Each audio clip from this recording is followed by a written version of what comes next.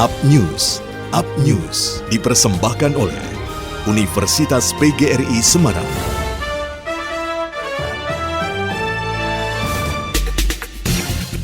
Untuk mendukung upaya pemerintah dalam menangani pandemi COVID-19, PLN Unit Induk Distribusi Jateng DIY memastikan keandalan kelistrikan di rumah sakit rujukan COVID-19 dan pabrik oksigen. Senior Manajer Keuangan Komunikasi dan Umum PLN UID Jateng DIY, Endah Yulianti mengatakan bahwa saat ini yang menjadi fokus utama PLN adalah pada kesiapan keandalan listrik untuk penanganan pasien COVID-19 dan proses isolasi pasien di rumah sakit. Dia juga mengatakan bahwa saat ini ketersediaan pasokan listrik di Jateng dan DIY tidak mengalami kekurangan dengan cadangan daya sebesar 2.661 MW dan angka tersebut lebih dari cukup untuk mendukung operasional fasilitas kesehatan di Jawa Tengah dan DIY. Dan seiring dengan melonjaknya kasus COVID-19 membuat kebutuhan oksigen juga terus mengalami peningkatan. Untuk mengakomodir hal tersebut, PLN juga memastikan keandalan listrik di pabrik produsen oksigen agar tidak ada hambatan pada proses produksi. Di sisi lain, PLN juga berperan proaktif melakukan komunikasi dengan produsen oksigen dan pengelola rumah sakit di wilayah Jateng DIY, baik dengan kunjungan langsung maupun melalui WhatsApp Group.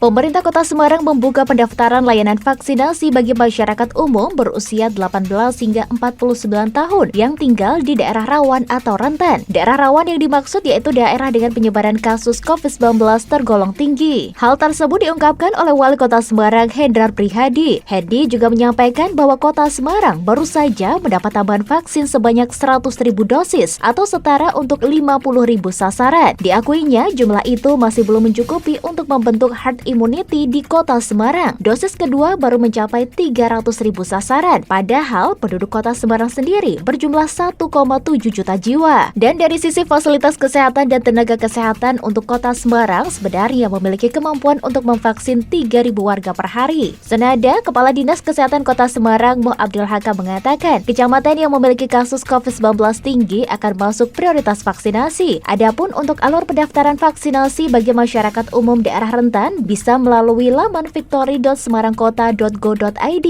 dengan memilih menu pendaftaran umum daerah rentan dan mengisi data diri. Nantinya jadwal vaksinasi akan dikirim melalui WhatsApp dari Dinas Kesehatan atau dapat dipantau melalui semarang.city/status vaksin.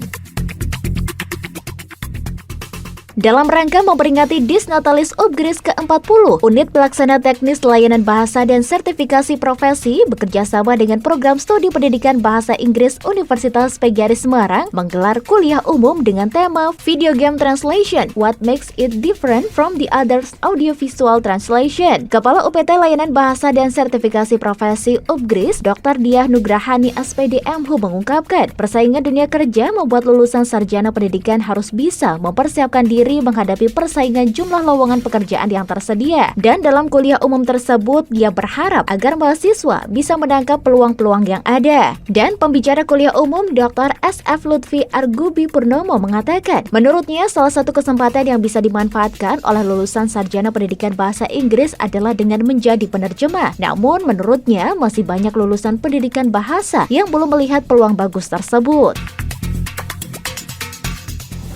Demikian liputan tim pemberitaan melaporkan. Up News dipersembahkan oleh Universitas PGRI Semarang, The Meaning University.